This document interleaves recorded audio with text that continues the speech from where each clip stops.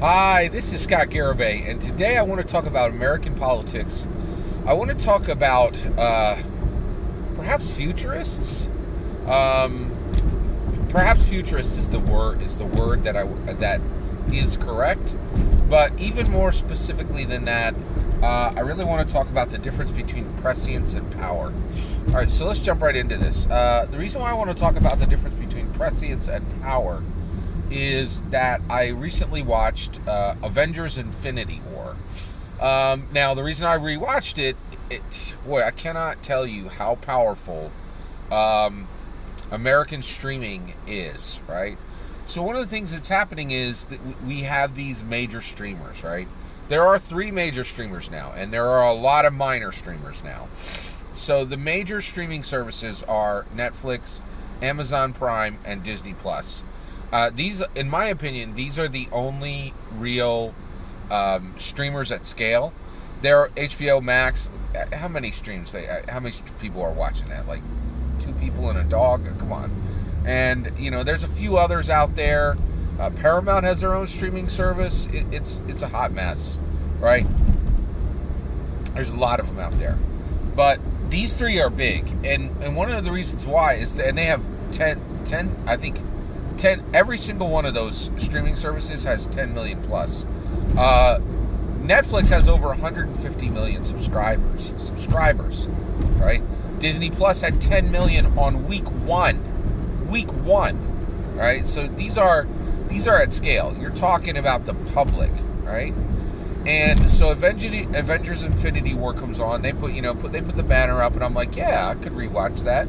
And so it's really just serving as these streaming services when things pull off and when they come on, it serves as a trigger to rewatch certain content, right? And Avengers Infinity War is absolutely incredible. It really is an example of what American ingenuity is, what American power is, right? I've been saying that American entertainment is the new steel. American celebrity is the new steel.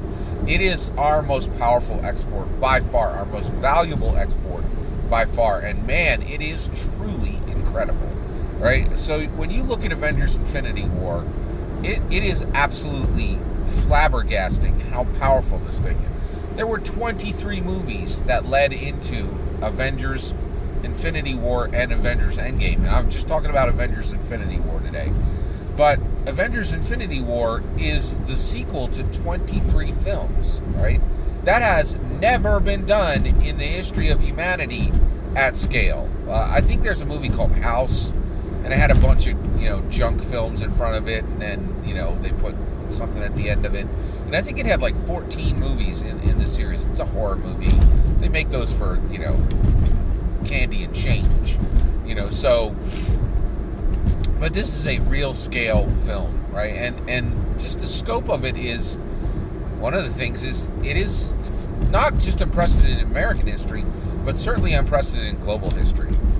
But this film, when I watched it, I was like, the writers of this film had prescience. They were talking about things. There are 3 carried vectors within a piece of art, right? Within a movie. All right. There's the narrative. That's the story. Like, give you an example of the message, of the narrative in Avengers Infinity War. That's Thanos has a discussion with Scarlet Witch. That's the narrative. That's something that happens in the plot between 2 characters. That's the narrative. That's the story, right? What's the message, right? Well, at one point, you see that the Avengers are talking with War Machine in an office, right? And they use reusable mugs. They don't use styrofoam cups, and the reason why is you can't have Black Widow, who's an environmentalist, using a styrofoam cup, right? And that's because that's Hollywood's message. Hollywood's message, right? It's saying, hey, eat hummus, drive a gas burning car, and make sure that you compost, right? That's their message. Very different than narrative. There's also theme. Okay, so one of the themes in Avengers Infinity War is Thanos decides that he is going to get the Infinity Gauntlet, and that's going to give him the power to snap his fingers and life exit half the people in the universe. Life exit half the people in the universe. That is a theme, right? And then Thanos, there's a scene where Thanos talks about this. He says, listen, I'm going to life exit half the people in the universe. And, and then, of course, I think it's Doctor Strange is talking to him Doctor Strange is talking to him at the time. And he goes, that's horrific. That's monstrous, right? And Thanos goes, no, you don't understand. When I life exit, the reason why I would do something so shocking and what you would see as appalling, and Thanos is a villain. He's clearly painted as a villain, but he is also painted as a sympathetic villain in the film, in my opinion. He says, hey, I am going to life exit half the people in the universe, but what's going to be left is room. There's going to be room for people to get new jobs. There's going to be room for people to have enough to eat. There's going to be space for them to spread out, and that means people aren't going to be conflicting over territory and over resources, right? And so for the half who are left, their lives instantly get much, much better, right? And I'm like, whoa. The authors, the writers of Avengers Infinity War are displaying prescience. Their theme indicates that they might have knowledge or might subconsciously be aware of things that are coming in our own real world. You're like, what? It's surprising. You're like, they are displaying prescience, foreknowledge, right? An awareness of what's coming, right? But when you look at it, you're like, well, these writers clearly had an idea of what was coming, right? But they didn't do anything about it, or they couldn't do anything about it. And I think much more distinctly, they couldn't do anything about it. And I think this is where we're at today. We have a lot of people who have prescience. They really are not surprised by what happens, okay? But they don't have the power to change it. And that is really critical, right? So I would like to say we're all progressives, right? But that word is quickly, by the way, today in society, we use words. We use words in these really specific ways. And sometimes we just wear these words out. We shove so many things into them. We put so much freight into them that we burst the seams on these words, and they're no longer useful. A lot of people, I think people would be like, I'm a progressive. I'm not a Democrat. I'm not a Republican. I'm a progressive. I'm trying to progress this nation into the next step, right? But I think the word progressive has lost all sense of meaning. It's just been used and reused and used too much, right? So actually, I think I want to use futurist, right? I'm a futurist in that I want our world, United States of America, to move into a brighter future, right? A brighter future. And with that said, in order to get there, in order to have, like for instance, one of the things that's happening right now is we're going to have an election in November, and the two candidates that we have, virtually no one I would say, I would be surprised if less than 10%, if more than 10% of the people who are voting even like their candidate, right? The vast majority of people who will be in polls will be pulling that lever with desperation, trepidation, agitation.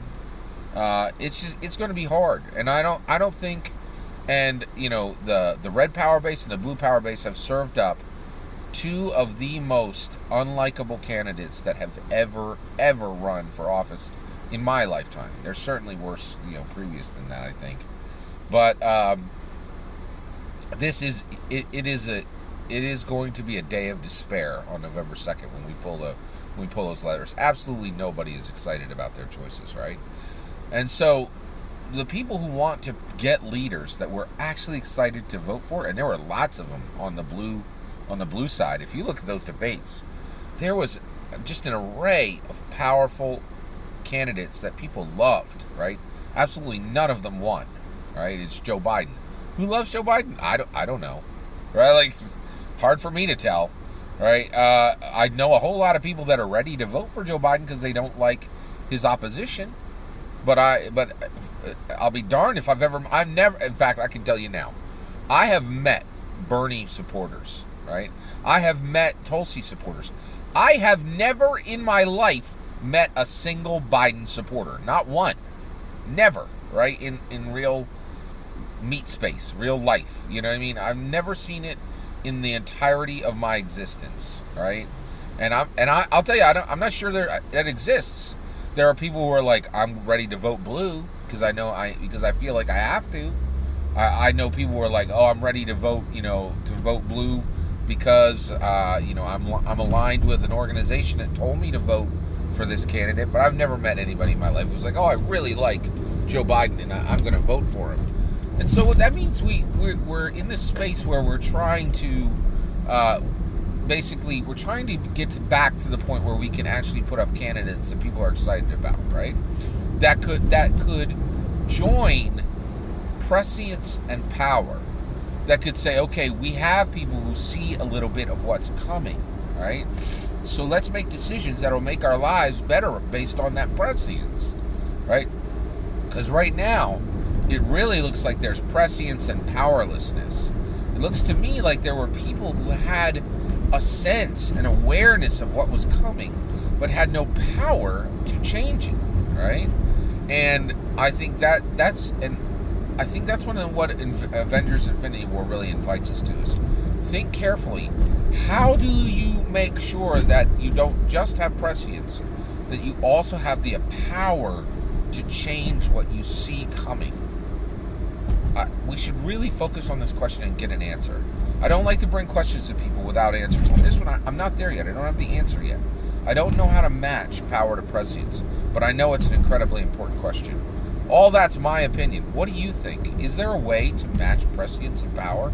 I'd love to hear your thoughts on the matter. Let me know in the comments below. Please consider liking and subscribing, and have a wonderful millennium.